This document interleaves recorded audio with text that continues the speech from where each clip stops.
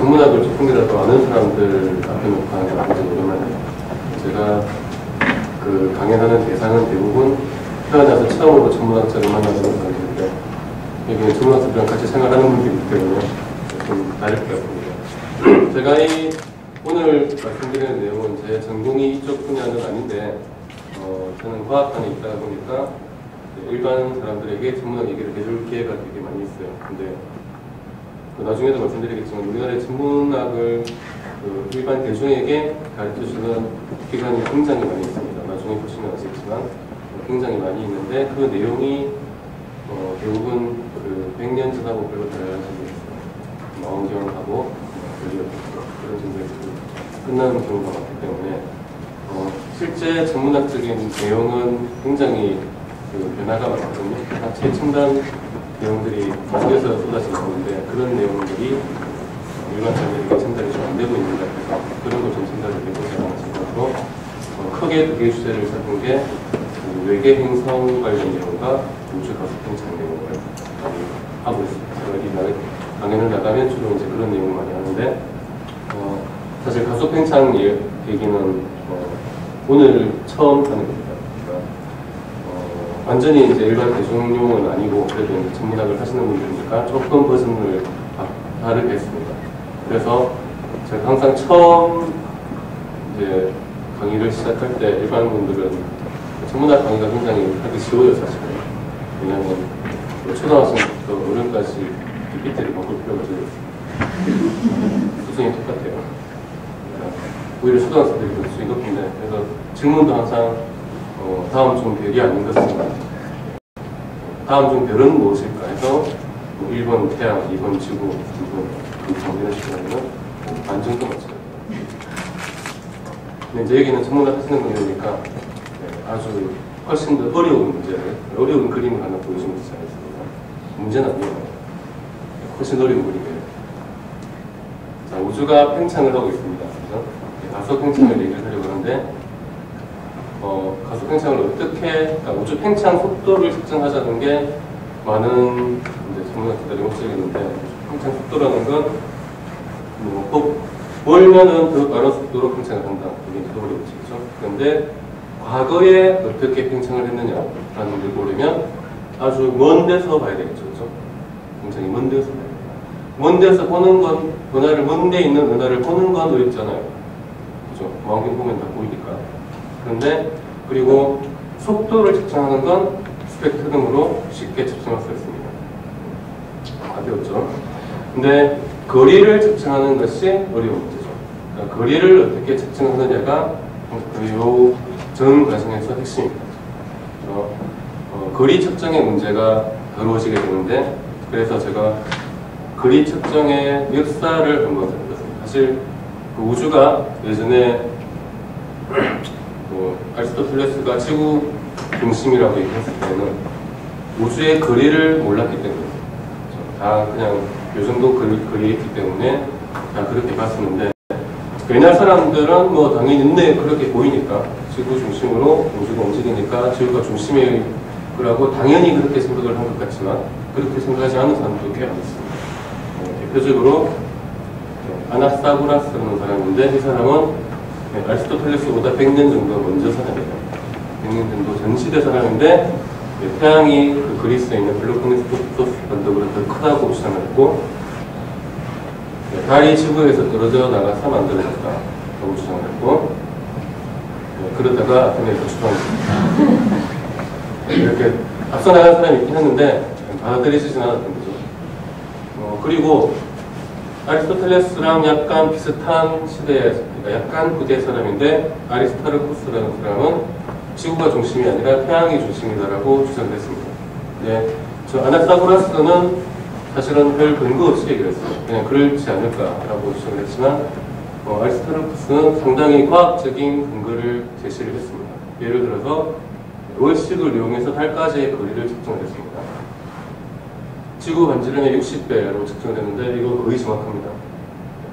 달까지 거리가 38만 킬로 정도인데 거의 정확합니다. 그리고 지구, 달, 태양의 상대적인 위치를 이용해서 태양까지의 거리도 측정을 했습니다. 그래서 지구, 달 거리의 20배라고 나오는데 실제로는 400배입니다.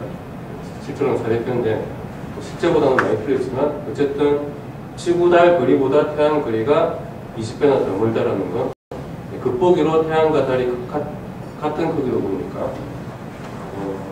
태양이 달보다 20배는 더 크다는 얘기가 되겠죠. 달이 태양보다 20배나 더 크다는 건 지구보다 크다라는 얘기거든요. 그러면은 큰 게 중심에 있는 게 더 맞지 않겠냐라고 생각합니다. 그러니까 태양 중심설을 주장했어요. 자, 그런데 이 태양 중심설이 안 받아들여졌겠죠, 그죠?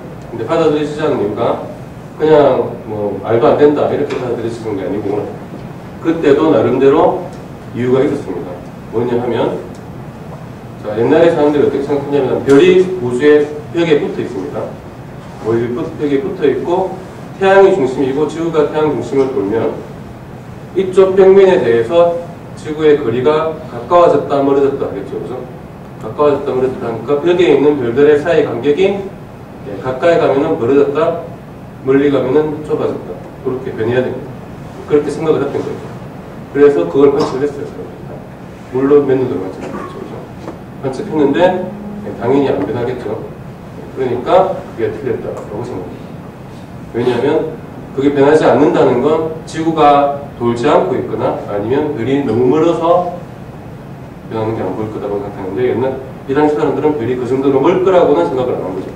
그러니까 지구가 중심에 있을 거다라고 주장을 이제 받아들이는 거예요.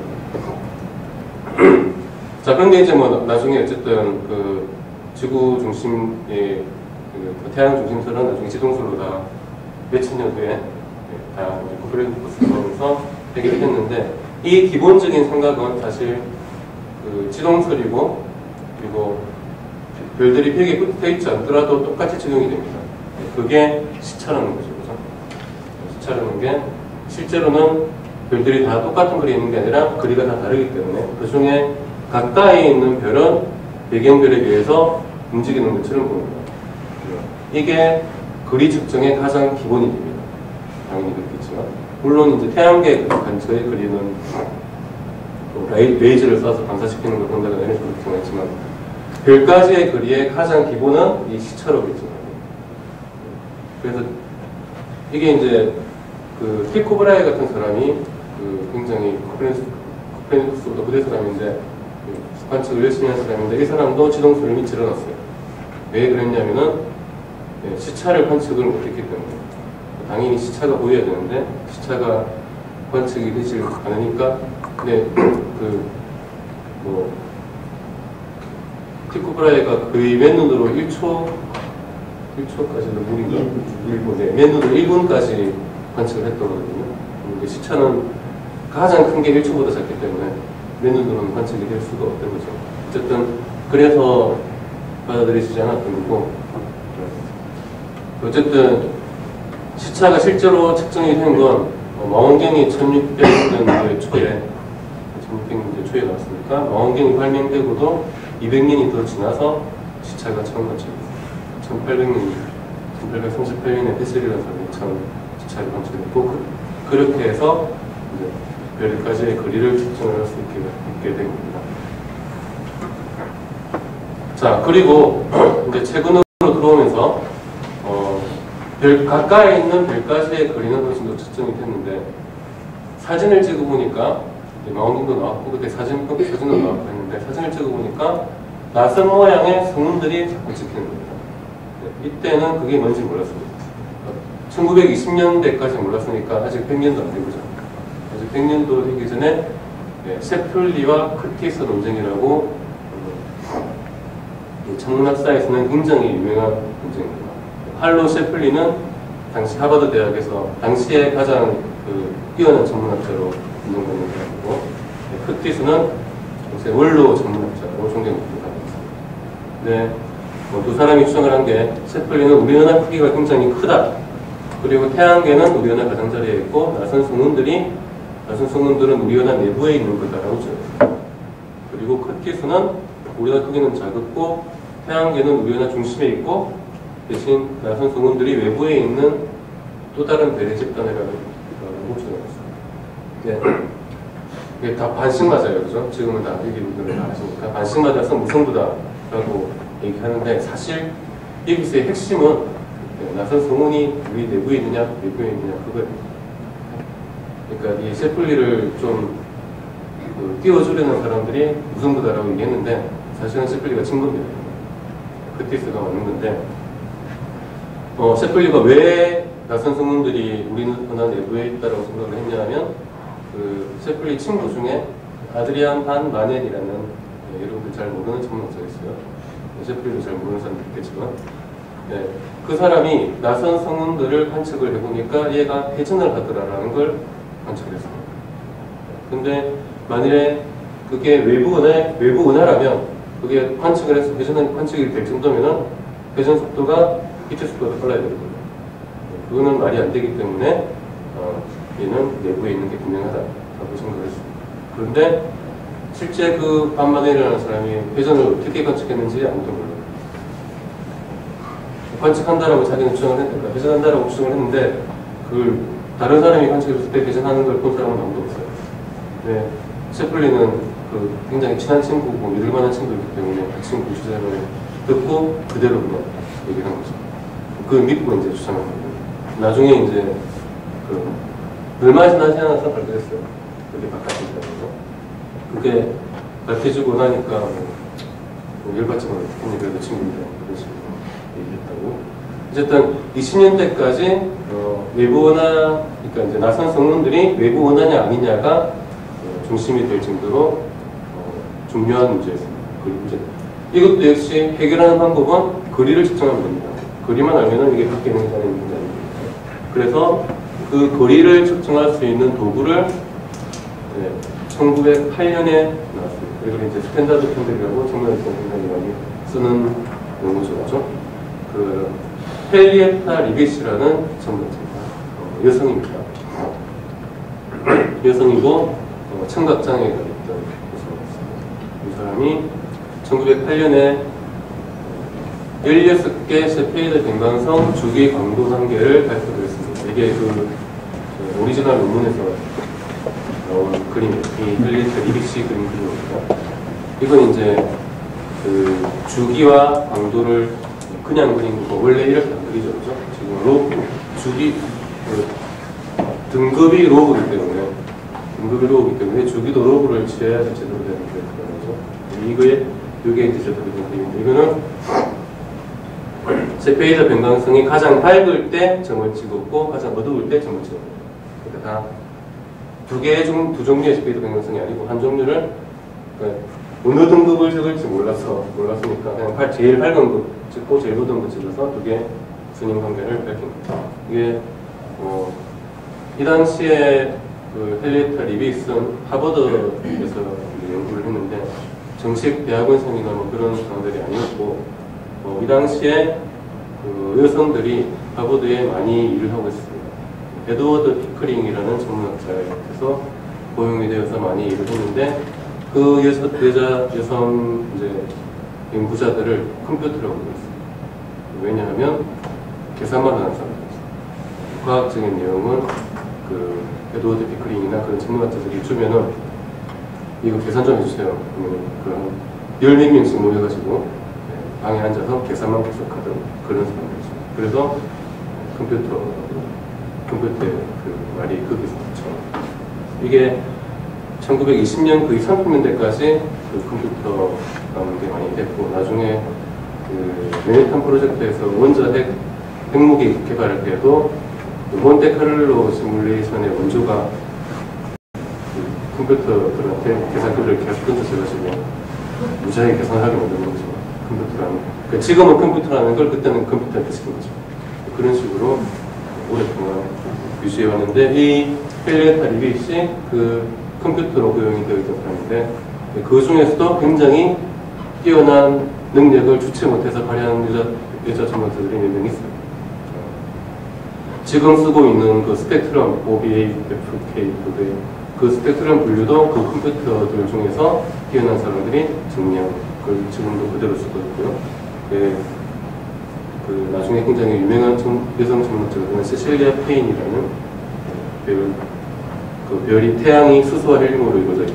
다른 게 아니라 처음 알아낸 사람이 그 사람도 역시 컴퓨터로 치면 그거가 아무튼 이 세페이드 변광성이 그 최초의 표준 촛불이 되게 히트를 한 그 사람이 헨리에타 리빗이고 이 사람이 1921년에 죽었어요. 그래서 그 자기 이제 결과가 나중에 밝혀지는 건 보지 못했습니다. 그래서 그걸 이용을 해서 외부은하까지 거리를 구한 사람은 에드윈 허블이죠, 그죠? 아시는 분.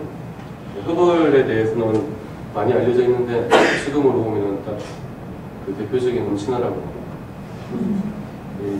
운동은 무지하게 잘해가지고 고등학교 때 뭐 축구, 야구, 미식축구, 농구 다 했대요. 육상 대회에 나가서 7개 우승을 하고 높이뛰기는 일리노이주 그 고등학교 기록도 세우고 나중에 취미로 권투를 했는데 프로로 전향 권유를 받고 시카고대로 들어가서 시카고대 농구팀을 지역 우승까지 하도록 그런 그랬다가 법학 공부에서 옥스퍼드 로즈 장학생으로 이어졌어요. 옥스퍼드 로즈 장학생은 미국 이제 그 이런 대학에서 우리 학교에서 이번에 옥스퍼드 로즈 장학생 몇 명 받았다는 거 지금 고등학교에서 뭐 좋은데 몇 명 갖다 자랑하듯이 그런 그 장학금인데 그것도 받았어요. 대단한 사람입니다. 변호사 안 하고 다시 전문학 나중에 전문학 공부해가지고 여기 받고 변호사. 하여튼 안드로메다 은하까지 거리를 93만 광년으로 측정했습니다. 지금하고는 안 맞죠, 그죠? 안 맞는 이유는 뒤에 얘기할 겁니다. 어쨌든 중요한 건 그 당시에 그 셰플리가 우리 은하가 암만 커봤자 30만 광년이라고 했는데 93만 광년이라는 것은 어쨌든 우리 은하보다 밖에 있다는 거죠. 그러니까 외부 은하에 있는 게 분명히 맞습니다. 그리고 스펙트럼 이제 거리를 관측을 해야 되는데 그러니까 속도라는 건 스펙트럼으로 관측됐다겠죠. 스펙트럼은 그 허블이 먼저 한 게 아니에요. 스펙트럼은 요 비스토 슬리프라는 사람이 관측을 했습니다. 총 43개 은하들의 스펙트럼을 관측을 했더니 은하들이 다 멀어지고 있더라. 엄청나게 빠른 속도로 멀어지고 있더라는 결과를 1915년에 발표를 했어요. 미국 천문학회에서 발표를 해서 기립박수를 받았어요. 대단한 발표를 한 거죠. 그러니까 그 당시에는 그 의미는 정확하게 몰랐어요. 그런데 아니 그렇게 대부분이 다 엄청나게 빠른 속도로 멀어지고 있으면은 먼 거리에 있는 별의 집단이 맞지 않을까라고 얘기를 한 거예요. 그러니까 어떻게 보면 그 은하들이 지구 그러니까 우리 은하 안에 있는 게 아니라 밖에 있는 전체라는 걸 처음 밝힌 사람은 허블이 아니라 이 사람이라고 봐야지 맞다라고 주장하는 사람이 있어요. 어쨌든 이 사람은 그 나중에 이제 애리조나에서 로엘 전문대 대장하면서 그 나중에 명왕성을 발견한 클라이드 톰보를 고용했던 전력이 있고 지금 애리조나 주립대에 그 슬리퍼 장학금이 있습니다. 그 사람이 장학금이 있고 그 나중에 그 거기를 졸업한 이따가 나오는데 그 브라이언 슈미트가 그 장학금을 받았어요. 어쨌든 스펙트럼 관측은 이때 이미 되어 있었고 그러니까 외부 은하까지의 거리를 측정하려면 되는 거였거든요. 그래서 그 거리 측정이 사실 허블이 아까 그 24년에 했던 외계 이제 안드로메다 은하가 외부 은하다 이 정도만 발표도 굉장히 큰 역할을 했는데 거기서 끝나지 않고 다른 은하들까지 다 관측을 한 겁니다. 관측을 해서 거리를 구했습니다. 스페이드 변광성하고 가지고 구했는데 실제로 요 사용한 관측한 은하는 24개인가 그래요. 24개인가 그렇고 근데 셰페이드 변광성을 다 찾은 건 아니고 셰페이드 변광성은 6개밖에 안 찾았어요. 나머지는 은하에서 가장 하얀 전체들끼리 비교를 했습니다. 이것도 거리 측정 방법 중에 하나인데 꽤 정확하기 때문에 그렇게 틀리진 않았습니다. 어쨌든 이게 그때 1929년에 발표한 최초의 허블 법칙이 나온 최초의 허블 다이어그램 그림입니다. 그 논문에서 나온 겁니다. 이게 보면은 뭐 어떤 거는 사실 근데 마이너스 됐어요. 그죠? 가까워지는 것도 있고 분선이 엄청나게 큰 데다가 선을 2개 그은 이유는 둘 중 어느 게 맞는지 잘 모르겠다라고 했어요. 그리고 보면은 1메가파섹에 500입니다. 그렇죠? 그래서 허블 상수가 500이 됩니다. 그리고 이 논문을 내면서 큰 실수를 하나 했어요. 여기서 찾을 수 있어요. 가로축은 그리고 세로축은 뭐예요? 속도죠, 그죠? 네, 속도인데 단위를 킬로미터로 했어요. 네, 진짜 실수한 거예요. 오리지널 논문 이렇게 나와 있어요. 하여튼 조금 허술했던 것 같아요. 그래서 뭐 여기서 이제 처음 이제 허블 법칙이 1929년부터 그래서 우주 팽창이 밝혀진 게 1929년이다라고 이제 많이 알려져 있는데 허블 자신은 확실하게 자신은 없었어요. 그러니까 어떤 사람은 허블이 우주 팽창한다라고 미리 생각을 하고 데이터를 살짝 끼워 맞췄다라고 주장한 사람도 있었고 근데 논문 허블 실제 논문에는 자기는 이게 팽창하고 생각을 하지 않는다라고 써요. 팽창이라고 생각하는 게 아니고 이 속도도 실제 얘들이 이렇게 움직이는지 모르겠다. 다른 이유가 있을지 모른다. 그래서 속도라고 부르면 안 되고 극복의 속도라고 불러야 된다. 라고 논문이 실제로 그렇게 썼어요. 그러니까 허블은 오히려 우주 팽창이라는 걸 처음에 확신을 못하고 있었던 거죠.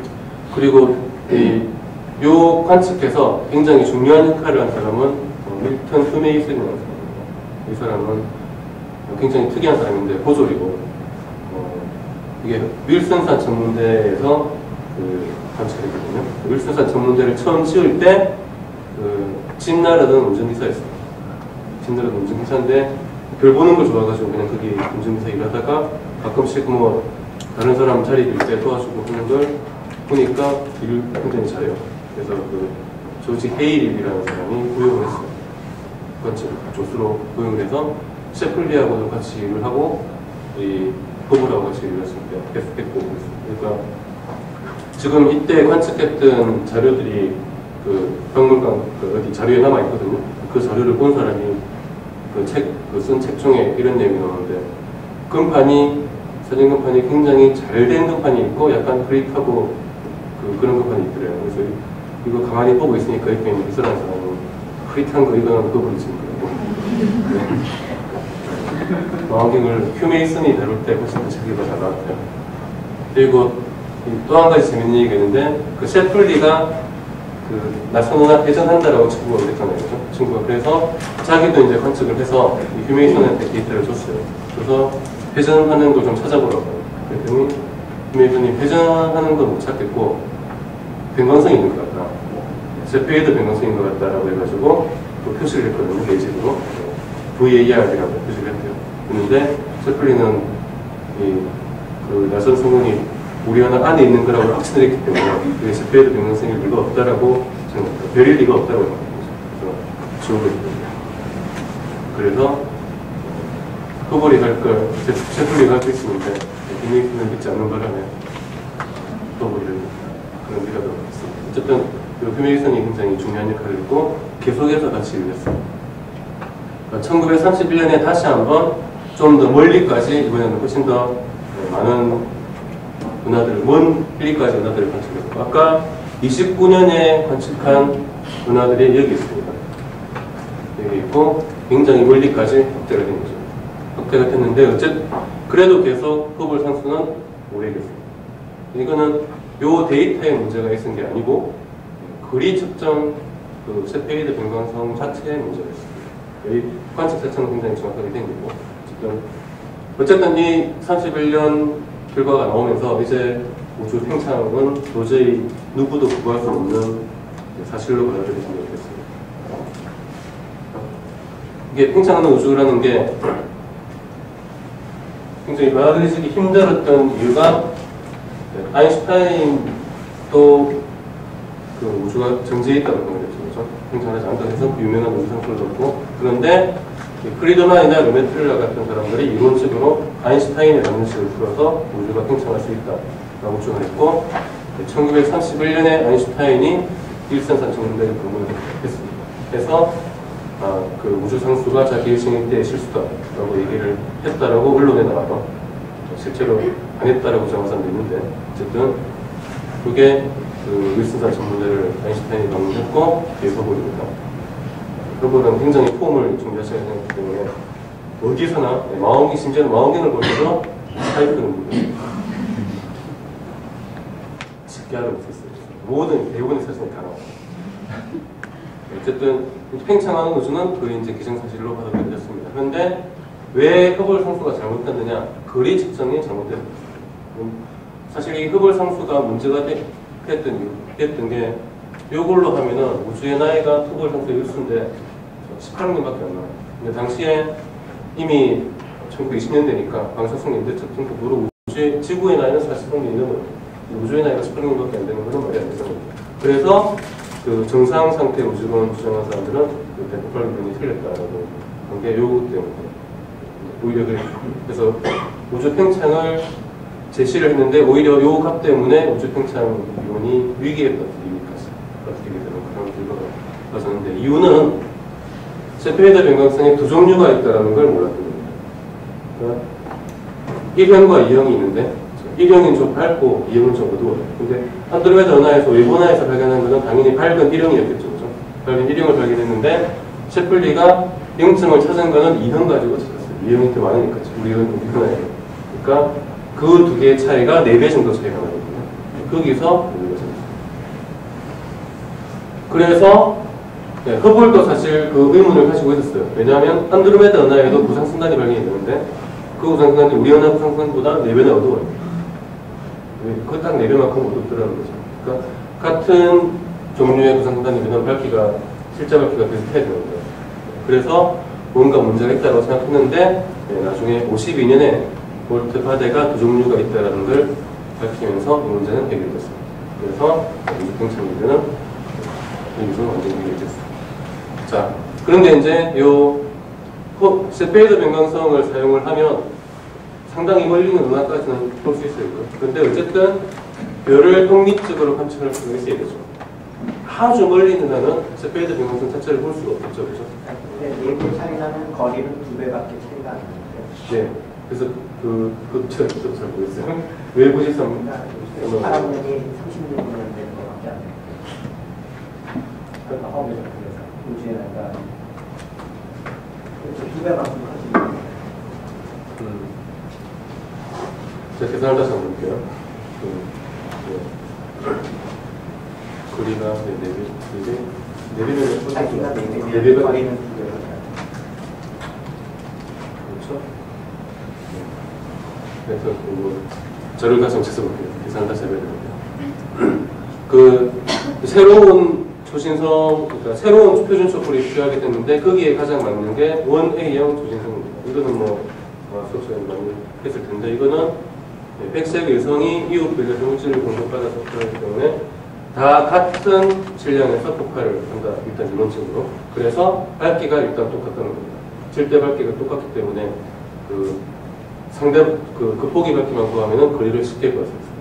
그리고 초신성이기 때문에 굉장히 밝아서 아주 멀리서까지 잘 보이기 때문에 새로운 표준 촛불로 1980년대 이후로 들면서 원회형 초신성이 등장을 하게 됩니다. 다른 얘기는 좀 되는데 초신성 탐색을 시작하게 된 건 이것도 좀 약간 엉뚱한 역사가 있습니다. 로렌스 버클리 실험실이라고 버클리 대학의 연구실이거든요. 연구실인데 여기는 입자물리학 연구실입니다. 입자 가속기 가지고 입자물리학을 해서 뭐 버클리움, 필리포늄 이런 거 발견했던 그런 연구실이에요. 그 중에 루이스 알바레즈라는 사람은 이 연구실 핵심 연구원이었고 물리학자입니다. 입자물리학자입니다. 노벨상을 받았습니다. 입자물리학을 가지고 월트 알바레즈는 루이스 알바레즈 아들인데 지질학자입니다. 이 두 사람이 최초로 주장을 한 게 공룡이 운석 충돌 때문에 멸종했다 라고 최초로 주장한 사람이 이 두 사람입니다. 이 두 사람이었고 리처드 뮬러라는 사람은 루이스 알바레즈의 제자 입자물리학자였습니다. 그런데 이 리처드 뮬러라는 사람이 재미있는 아이디어를 하나 냈어요.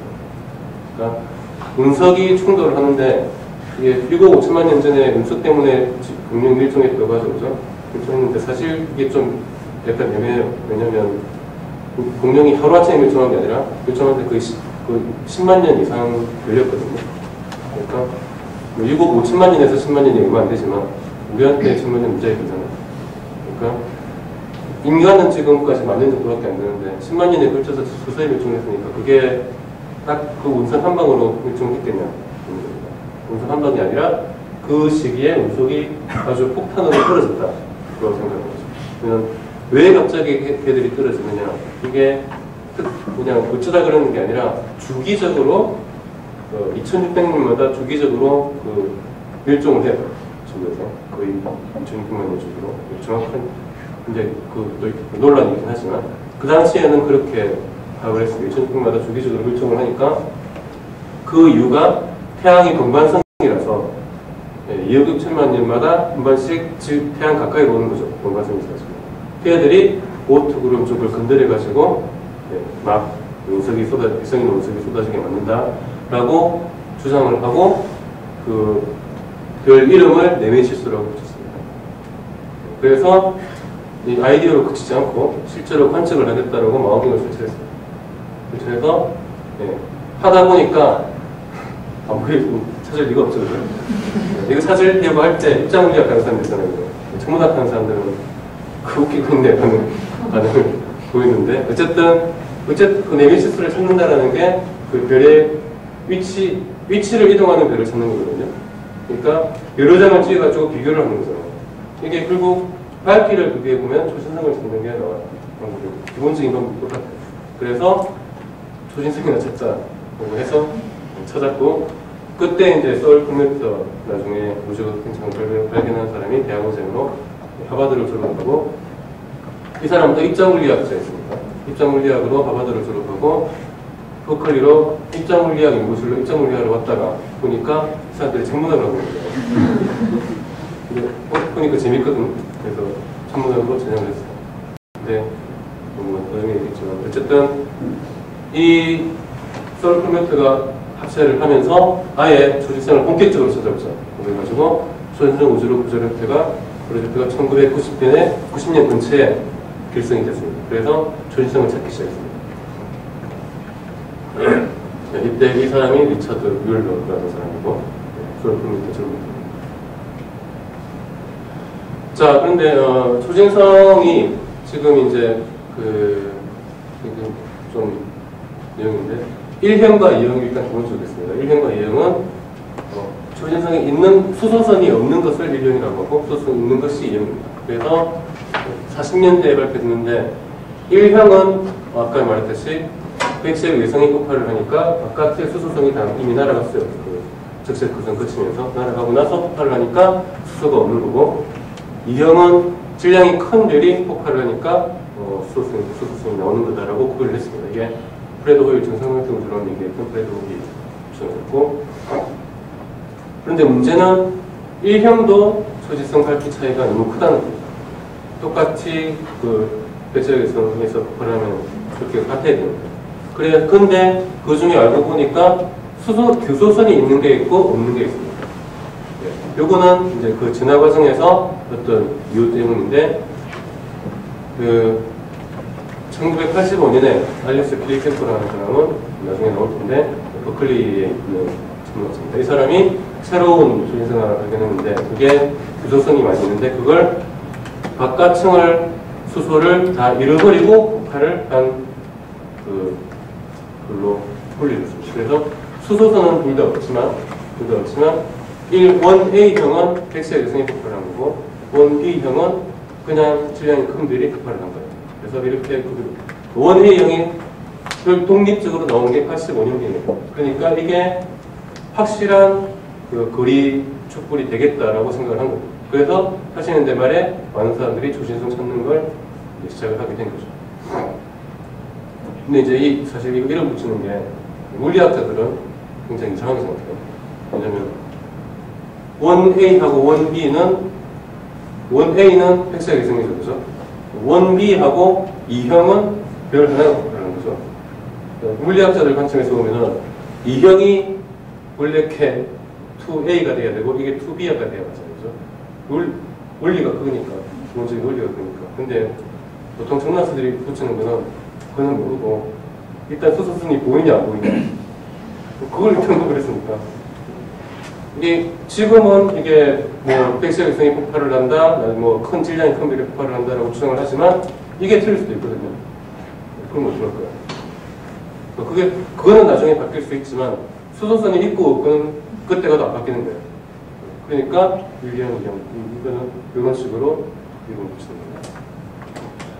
자, 그런데, 멀리 있는 조신성을 발견하는데 어느 정도냐면 Z가 0.3 이상은 최소한 발견해야 되는데 그런 조신성은 1988년에 처음 발견됐습니다.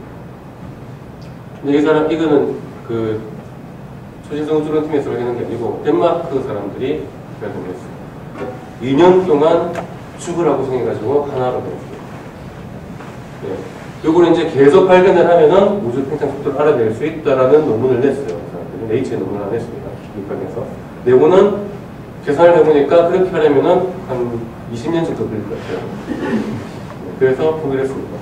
포기하고 그만둬버리고, 네.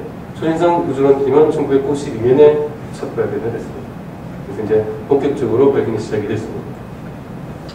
근데 또 하나 중요한 게 원외형 초신성 중에서도 밝기가 또 달라요. 이게 그 이제 성분에 따라서 조금씩 다릅니다. 다른데 원외형 초신성은 이런 식으로 밝기가 변합니다. 밝기가 변하는데 이게 93년에 마크 필립스라는 사람이 요 경향성을 찾아낸 거예요. 경향성이 밝은 초신성은 밝았다가 천천히 어두워지고 어두운 초신성은 크게 떨어집니다. 밝기 변화가 크다라는 걸 밝혔습니다. 그래서 그걸 가지고 더 정확하게 거리를 구할 수 있다라는 게 이게 이제 그 사람 마크 필립스의 논문인데 15일 지난 후에 밝기가 처음에 비해서 얼마만큼 떨어졌느냐. 15일 지난 후에 밝기가 원래 밝기가 최대 밝기가 밝은 거는 1만큼 떨어지고 최대 밝기가 어두운 거는 2만큼 떨어집니다. 최대 밝기가 밝은 거는 조금 떨어지고 최대 밝기가 어두운 거는 많이 떨어집니다. 그러니까 밝기 정도를 어느 정도 어두워지는지를 관측을 하면은 이게 원래 밝기가 얼마인지 라는 걸 알 수 있습니다. 절대 밝기를 알 수 있으니까 거리지수로 처음에 폭발한 날짜를 알기가 어려워요. 바로 보지 않아요. 그러니까 최대로 올라가기 전에 관측을 해야죠. 그러니까 이제 그런 방법도 다 나옵니다. 지금 아까 덴마크 사람들이 초신성을 2년 동안 노력을 해서 발견을 했는데 이미 어두워지고 있는 거였어요. 그럴 필요가 없는 겁니다. 그러니까 쓸 수 있는 초신성은 아무 초신성을 쓸 수 있는 게 아니고 이걸 구하기 위해서 최대 밝기 되기 전에 걸 일단 찾아냈어요. 근데 이제 그 외에 또 다른 게 나오는데 어쨌든 요 사실이 밝혀지니까 천문학자들이 본격적으로 관심을 가지고 있어요. 그 당시에 초신성의 그 최고 권위자는 하버드 대학의 로버트 커시너라고 있습니다. 지금도 아주 열심히 활동하고 있는데 이 사람이 그 논문 심사 같은 걸 많이 해요. 논문 심사 당연히 그리고 초신성 관련된 논문 심사나 망원경 제안서 같은 경우는 이 사람한테 대감해서 해가지고 그때도 그랬는데 이쪽에 이제 버클리 대 사람들이 논문 같은 거 내고 이제 초신성을 발견하겠다고 제안서를 내니까 이 사람한테 가는 거예요. 그 제안서가. 이 사람이 보니까 걔들이 이건 허술해요. 알고 보니까 이제 천문학자들이 아닌 거야. 물리학자들이 관측을 하겠다고 제안서를 내는데 굉장히 허술한 게 멀리 있는 초신성 뭔가를 관측을 하면 항상 천문에서 제일 중요한 게 그 성간소음입니다. 성간소음을 고려를 안 하는 겁니다. 이 사람들이. 그러니까 성간소음을 고려하면 필터를 여러 개를 써서 색깔을 보여야 되거든요. 근데 계속 단일 필터만 가지고 그냥 많이 찾으려고만 하는 거죠. 그러니까 성간소음을 고려를 하려고 충고를 했는데 잘 듣지도 않고 그러다 보니까 이걸 그럼 우리가 해야겠다 라고 생각을 해서 자기들 팀을 별도로 만듭니다. 그래서 이제 두 팀이 경쟁 관계가 되는 거죠. 그래서 1994년부터 관측이 시작이 됐습니다. 근데 그 버클리 아까 버클리 쪽에서 든 팀은 90년 거의 80년대 후반부터 시작을 했고 한 4년, 5년 이상 뒤쳐졌거든요. 그래서 이제 제일 중요한 게 그 관측한 결과 자료 분석하는 프로그램을 개발해야 됩니다. 얘들은 거의 5년 넘게 개발해가지고 아주 완벽한 프로그램을 가지고 있는데 여기는 그게 없었어요. 그래서 그 로버트 커시너가 대학원 박사를 받은 브라이언 슈미트한테 이거 좀 만들 수 있겠냐 그러니까 그 브라이언 슈미트가 대답을 하기를 한다는 얘기 같은데요. 한 달 만에 만들었다는 거죠. 이유가 이제 그 물리학자들은 완전히 밑바닥부터 차려있고 천문학자들은 서로 그 데이터 공유를 하잖아요. 프로그램도 공유를 하고 그러니까 그런 걸 다 이제 끌어모아가지고 한 달 만에 만들어서 어쨌든 5년 늦게 시작했지만 굉장히 빠른 속도로 따라잡았습니다. 그리고 아까 그 마크 필립스는 최대 밝기에서 떨어지는 정도를 가지고 밝기를 구했는데 에던 리스라는 이제 당시 대학원생이었습니다. 로버트 커시네의 학생인 에던 리스가 모양을 피팅하는 방법을 만들었습니다. 그러니까 요 밝혔다가 어두워지는 걸 피팅을 해서 맞춥니다. 피팅을 해서 맞추면 맞는 그게 이제 거기에서 최대 밝기가 얼마나 가는 게 나옵니다. 이 방법을 쓰면 나중에 요 뒤에 발견을 해도 됩니다. 최대 밝기를 그러니까 꼭 이전에 발견하지 않아도 요 뒷부분만 피팅을 맞춰도 상당히 맞출 수가 있습니다. 이 방법을 개발을 한 게 에던 리스가 가장 큰 역할을 한 겁니다. 이 팀 전체에. 사실 제일 중요한 거라고 봐요. 그리고 또 중요한 게 말했지만 순간 소감을 보정을 해야 되기 때문에 색 컬러를 하나만 쓴 게 아니라 여러 개의 필터를 관측을 해서 다색 강도 부분을 맞추기를 했습니다. 그렇게 하니까 최대 등급을, 실제 등급을 구하면서 동시에 순간 소감까지 보정되는 방법을 만든 겁니다. 이 아덴 리스가 이 사람은 MIT 출신의 원래 물리학자였습니다. 물리학인데 대학원은 전문학과로 갔습니다. 전문학과로 가서 자기가 제일 놀랬던 게 그 대학원 입학한 게 94년, 92년, 3년 그때인데 대학원 입학하면서 자기가 가장 놀란 게 우주가 팽창된다는 게 그때였거든요. 그때까지는 천문학에 거의 관심이 없었다가 대학원은 어쨌든 천문학과로 가게 돼서 근데 그 로버트 커시너가 이 아담 리스한테 파트너로 붙여준 사람이 윌리엄 프레스라는 사람인데 아마 들어보셨을 거예요. 뉴메리컬 레시피 첫 번째 저자 윌리엄 프레스 그 사람하고 붙여줘서 요 모형 만들고 피팅하고 하는 거는 다 이 사람한테서 배운 그 방식으로 통계적인 데이터 처리에 아주 기자가 되어버렸죠. 그래서 이제 이 방법을 개발해서 순간 소감을 보정을 했습니다. 그러니까 이제 아까 버클리 팀이랑 이쪽 이제 전문학자 팀이랑 약간 차이는 그쪽 팀은 어쨌든 초시성을 많이 빨리 발견하자라는 방향으로 진전을 했고 이쪽은 초시성도 중요하지만 데이터 처리를 정확하게 잘해야 된다라는 관점으로 접근한 거죠. 그래서 결과적으로 그 이제 방법을 적용을 하니까 이렇게 되어 있던 데이터가 그런 식으로 됐습니다. 굉장히 데이터가 정교하게 만들어진 거죠. 그러니까 순간 소감이 보정이 되고 거리 차이가 보정이 되고 다 이제 그러니까 제대로 밝기 차이가 보정이 되고 다 보정이 가능한 굉장히 과학적이고 정교한 방법이 요 팀들에서 만들어졌습니다.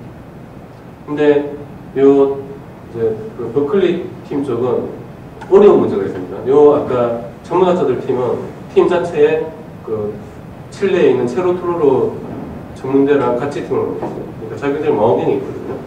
그러니까 데이터 처리 쪽에 관심을 가졌던 이유도 망원경은 자기들이 얼마든지 쓸 수 있으니까 별 걱정 안 하는 거죠. 근데 요 물리학자 팀은 망원경 쓰려면 매번 신청을 해야 돼요.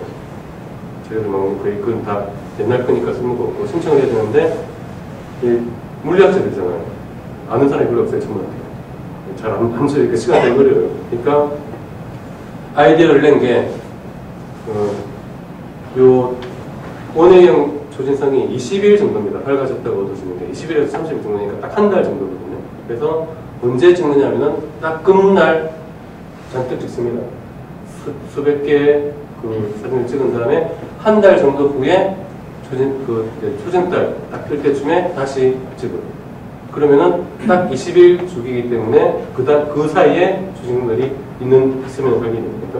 그러니까 은하들 몇백 개씩 찍으면은 몇 개는 발견이 되거든요, 평균적으로. 그래서 그런 식으로 초진성을 원래 초진성은 언제 찍힐지 모르니까 그냥 무작정 찍는 게 기본 첫판 방법인데 이 사람들은 딱 한 달에 한 번씩 그냥 주기적으로 찍어서 추천합니다. 그 방법을 덩어리 관측 배치 메소드라고 해가지고 덩어리 관측 분석이라는 걸 소울 풀멘트가 개발했습니다. 버클리 쪽에. 그러니까 그렇게 하다 보니까 굉장히 많은 조진성을 발견했습니다. 이 사람들의 장점을 위해서 조진성 자료가 굉장히 많다는 것입니다. 그리고 이 밝기 차이를 가지고 이제 고정을 해야 되거든요. 실제 밝기도 다르니까. 그래서 아까 필립스가 쓴 방법은 최대 밝기와 어두워지는 등도 차이를 발견했고, 요 에덴 리스는 피팅을 했습니다. 피팅을 했는데 폴뮤터 이 사람들은 요 피팅까지 정교한 방법은 아니고 살짝 느려서 맞추는 피팅을 했습니다. 요 리스가 개발한 거는 그 템플릿을 만들어 가지고 맞추는 건데, 얘들은 원래 데이터를 모형에다가 그냥 쫙쫙 좌우로 느려서 해가지고 약간 어떻게 보면은 끼워 맞추기 형식으로 만들었습니다. 그리고 중요한 건 이 방법은 가색을 쓰기 때문에 선반 소방이 보정이 되는데, 이건 밝기는 보정이 되지만 컬러 보정이 안 됐어요. 어쨌든 이 방법을 가지고 이제 서로 열심히 노력을 했습니다. 해서 1997년에 데이터를 편집을 먼저 시작했던 버클리 팀에서 먼저 결과를 발표했어요. 7개 조진성을 가지고 썼는데, 7개 조진성을 가지고 지금 자세히 그래프를 설명할 시간은 없고, 결론은 우주는 감속 팽창한다 라는 결론이 있습니다.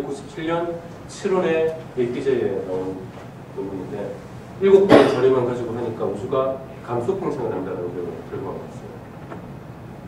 그게 97년 초반에 조진성 우주 프로젝트 버클리 팀은 30개 넘게 발견됐고, 나중에 했던 프로젝트 팀이 하이제트 팀은 10개 정도 했는데, 이 사람들은 첨단서들이기 때문에 허블 데이터를 허블 시간을 따서 허블 자료가 3개 있습니다.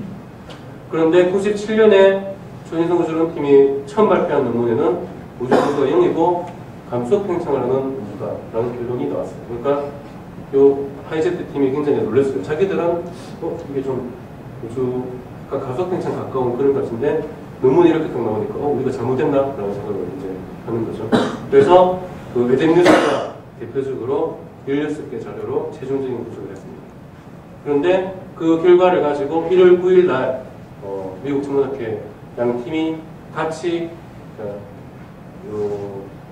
두 팀이 아마 이때는 하이제트 팀이 먼저 발표를 하고 바로 이어서 버클리 팀이 발표를 했는데, 둘 다 요 논문 결론하고 반대 결론이 나왔어요. 그 1월 9일 날 이제 그 발표가 나오니까 둘 다 이제 확실한 결론은 아니었어요. 그러니까 이때는 가속 팽창이라는 말은 아무도 안 했습니다. 아무도 안 했는데 긴박하게 된 거죠. 서로 보니까 어느 정도 비슷한 수준으로 와 있는 거죠. 수준으로 와 있고 결과도 어느 정도 비슷해 보여요. 그러니까 이제 누가 먼저 하느냐가 굉장히 중요한 문제가 됐어요. 근데 이때 핵심 인물이었던 에덴 뉴스가 1998년 1월 10일 날 결혼식을 했습니다. 신혼여행을 갔어요. 하와이로 신혼여행 가서 신혼여행에서 계속 이메일을 주고받는 거예요. 그렇게 해서 이제 에덴 뉴스가 자기가 이제 그 결론 내린 걸 이제 자기는 아무리 결론을 내려봤자 우주 상수를 0으로 가정을 하면은 물질 밀도는 마이너스가 됩니다. 저는 이제 계산 결과입니다. 그리고 우주 상수를 도입해야 되는 확률은 99.7%다. 우주 상수를 도입할 수밖에 없다라고 결론을 내고 이제 동료들한테 알렸죠. 알리니까 다들 이제 원래 우주 상수라는 이 텀은 그 이전에 천문연대에서 여러 번 나왔어요. 여러 번 제안이 됐다가 다 깨졌습니다. 한 번도 성공한 적이 없었는데 또 우리도 했다가 또 깨지는 거 아니냐라고 얘기를 하니까 그 중에 이제 제일 좀 진취적인 사람이 아까 말했던 알렉스 필리핀이라는 사람인데 아인슈타인도 틀리는데 우리가 좀 틀리거든요. 그래가지고 98년 2월 18일 약 한 달 후에 두 팀이 또 이제 UCLA에서 열린 왕국제 컨퍼런스에서 동시에 발표했는데 요 버클리 팀은 42개나 발견했습니다. 그리고 이 사람들이 먼저 발표를 하고 그 이어서 앨렉스 필리핀과 하이엑스트 팀에서 발표했는데 이 사람들은 대충 그런 것 같은데 아직도 잘 모르겠다라고 얘기했어요. 왜냐하면 성간 소방을 아직도 보정을 못한 겁니다. 근데 이 팀은 앨렉스 필리핀크가 등장을 해서 확실하게 결론을 내렸어요. 우주는 가속 팽창한다 라고 하니까 이 팀이 이제 주목을 받아서 바로 결론이 나온 것입니다. 근데 알렉스 필리핀크라는 사람이 지금 그 유튜브에 보면은 천문학 대중 강연에 굉장히 유명한 사람입니다. 아주 말 재밌게 잘하는 사람입니다. 그러니까 원래 이 사람은 원래가 아니라 이 일할 때에도 버클리대 소속입니다. 이 사람들도 다 버클리대 소속입니다. 이 사람은 버클리대 소속인데 이 팀에 있지 않고 하이제트 팀에 있습니다. 왜 그러냐 모르겠습니다. 아마도 추정을 하기로 이 사람은 천문학자거든요. 물리학자들하고 같이 일하려고 답답해서 원래는 같이 팀에 있었어요. 이런 팀에 있다가 이 사람들하고 우리 못하겠다 하는데 팀에 좀 넣어줘 해가지고 그 하이제트 팀에 들어갔거든요. 어쨌든 이 사람이 확실하게 이제 결론을 내리고, 근데 이 사람들은 16개밖에 안 돼요. 근데 결론은 더 확실하게 아주 빨리 내렸습니다. 그래서 어스트로노미컬 저널에 1998년 9월에 발표를 했습니다. 이 논문이 나중에 이제 노벨 상으로 가는 논문인데, 이게 또 재밌는 게 그동안 논문을 보통 이런 수준 높은 이제 수준과 이런 논문을 대부분 청년들이 내고 싶어하는 논문은 APJ거든요. AJ에 냈어요. 이 사람은 이유를 설명을 했습니다. 실제 책에다가. 왜? 자기들은 천문학자라서 물리학자들이 아니다라는 얘기로 굳이 일부러 아스트로노미컬 저널에 냈다. 하여튼 이 사람들이 냈고, 이 팀은 승강수강 보증을 위해서 무지하게 노력을 해서 거의 좀 많이 늦었어요. 그래서 1999년 6월에 나왔대. 대학 결론이 나와서 출판했습니다. 어쨌든 결론은 똑같습니다. 그리고 이제 피팅을 했는데 오메가 M이 0.3이고 오메가 람다가 0.7인 선하고 가장 잘 맞게 들어갑니다. 여기 보면 파란색이 그 하이제트 천문학자들이 한 결과고 빨간색이 그 솔프미팅이 있는데 그 데이터는 많은데 파란색이 훨씬 더 깨끗하죠, 그죠? 이게 이제 자료 볼 수 있는 게 훨씬 더 적은 수를 가지고 더 정확하고 빠른 결론을 내보죠. 예를 람다가 0이면은 아무리 해도 안 맞는 겁니다. 피팅 논문이 다 나오는데 어쨌든 결론은 우주 상수가 0.7인 우주 모형의 가장 결과가 잘 맞다. 이게 이제 수준으로 따지면은 우주가 가속을 팽창했기 때문에 원래 생각한 것보다 더 어둡게 입거든요. 더 어둡게 같이 입는 거죠. 어쨌든 요게 그래서 1998년에 발표가 됐기 때문에 1998년도 사이언스지에서 올해 가장 중요한 발견이라고 소개가 된 겁니다. 그래서 결론은 이제 이후로 굉장히 많은 검증이 있었죠, 실제로는. 그거 말고도 추진수도 더 훨씬 더 멀리까지 발견하고 우주 배경 복사라든지 비유, 바리온 어쿠스틱 오시레이션이라는 이제 우주 구조를 가지고 검증을 하기도 하고 여러 가지 검증을 했는데 결과는 다 똑같이 나왔습니다. 그러니까 우주가 가속 팽창한다는 게 다른 방법으로도 다 보증이 됐고, 우주의 가속 팽창이 어쨌든 첫 번째로 입장이 된 것은 1998년에 그 초신성 관측으로 입장이 된 거죠.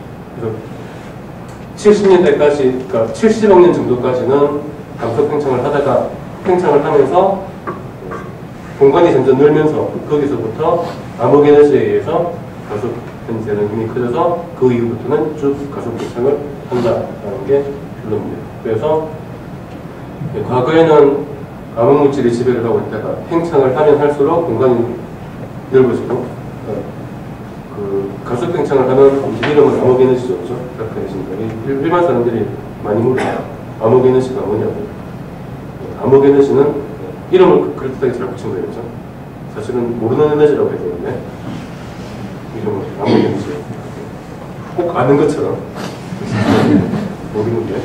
하여튼 지금은 이제 암흑 에너지가 약 70%를 차지하고 있고 점점 공간은 넓어지기 때문에 팽창을 계속하기 때문에 암흑 에너지가 점점 지배를 해서 우주는 점점 계속 가속 팽창을 한다는 게 지금의 결론입니다. 그러니까 그 우주 예전에 이제 그 고등학교 교과서 보면 우주 이제 밀도에 따라서 닫힌 우주, 열린 우주, 다시 팽창을 하든지 빅크런치로 오든지 계속 팽창을 하든지 팽팽을 오든지 하는데 지금은 그런 건 이제 다 끝났고 결론도 확실하게 난 겁니다. 우주는 평평한 우주이면서 계속 가속 팽창을 한다. 우리는 지금 그렇게 되고 이게 지금까지 편집 비평을 받았다면 그거는 이제 확실한 우주가 다시 수축을 해서 빅크런치를 가는 시나리오는 이제 없습니다. 우주관에서 무조건 점점 가속 팽창을 하고 점점 더 빠르게 팽창한다라는 게 결론으로 찍고 결국 이 두 팀이 경쟁은 그렇게 했고 어쨌든 이쪽 천문학과 팀이 먼저 하긴 했지만 사실 그 당시로는 우주 가속 팽창이 쉽게 받아들이기 힘들었거든요. 근데 그냥 일반 천문학과 학자들이 그런가 하고 굉장히 빨리 받아들였어요. 그 중에 굉장히 중요한 게 어느 한 팀이 이쪽으로 발표를 했으면 이 결과를 검증을 받아야 되잖아요. 그래서 검증을 받으려면 저 팀도 표현이 똑같아요. 그러니까 결과적으로 이게 쉽게 이제 받아들이신 거고 그래서 이건 이제 2012년 논문인데 초신성을 원AEM 초신성을 580개인가 컨트롤했었지 580개인가 컨트롤해서 결론적으로 98년에 자료가 맞다라는 게 다시 감정이 된 거고 그래서 이 세 사람이 노벨상을 공동 수상을 했어요. 솔 플메트고 에담 리스고 브라이언 슈미트. 브라이언 슈미트는 원래 미국 사람인데 94년에 호주 유학생이라고 해서 호주에 자리를 잡아서 이중증을 갖고 있거든요.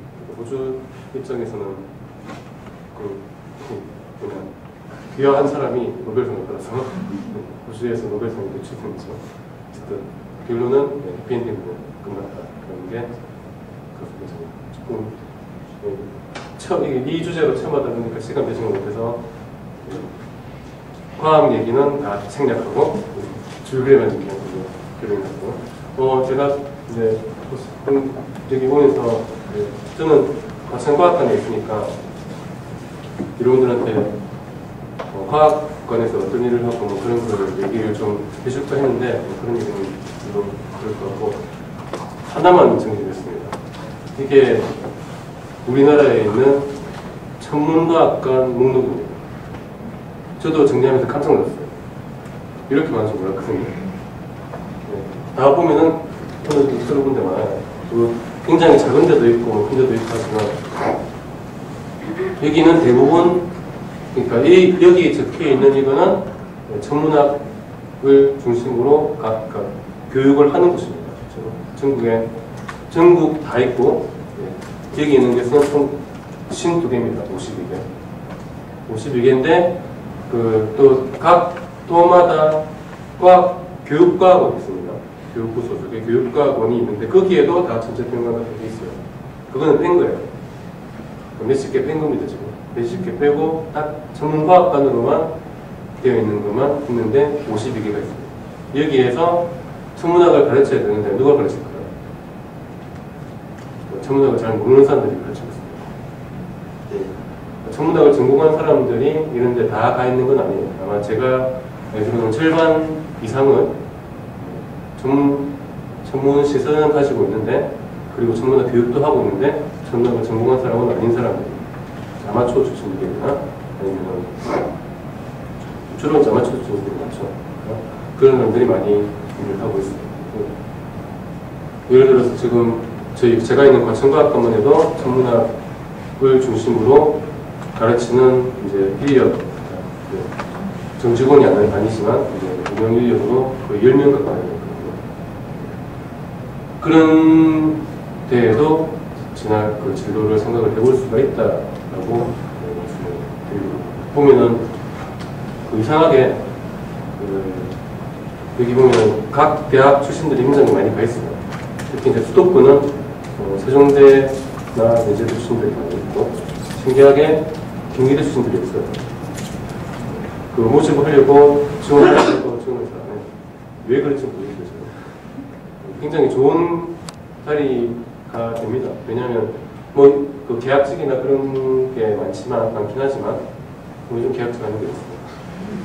다 계약직이고 그리고 어쨌든 국가기관에서 하는 것도 많기 때문에 계약직이라 하더라도 그냥 쉽게 자르는 그런 계약직이 아니고 장기 계약도 있고 5년씩 연장해서 하는 계약도 있고 어떤 경우는 정직원이 되기도 하고 법인 같은 경우는 정직원이 되기도 하고 그런 식으로 있는데 어느 정도 그러니까 정직원 정도의 수준의 레벨을 직원을 뽑으려면 그냥 학교에서 공부하는 사람을 뽑지는 않았죠.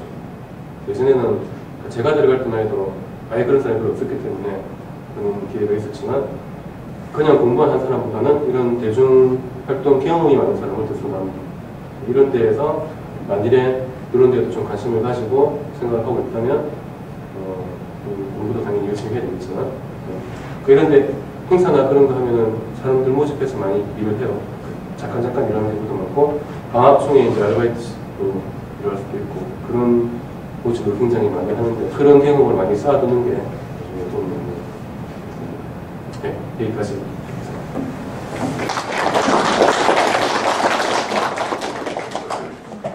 자, 시간이 많이 지났는데 아까 말씀드린 대로 오늘 모신 이유는 좀 여러분들 보고 다 여기 가라는 게 절대로 아니고 이런 것도 있다 하는 걸 좀 보고 경험을 해보신 분이니까 얘기를 할 수 있으리라고 생각이 돼서 모셨으니까 나머지 시간은 예전에 하던 대로 스튜던트 학생 질문 시간으로 하겠습니다. 그래서 뭐 나가실 분은 나가셔도 좋고 공식적인 거는 여기서 우선 끝내겠습니다. 자, 다 같이.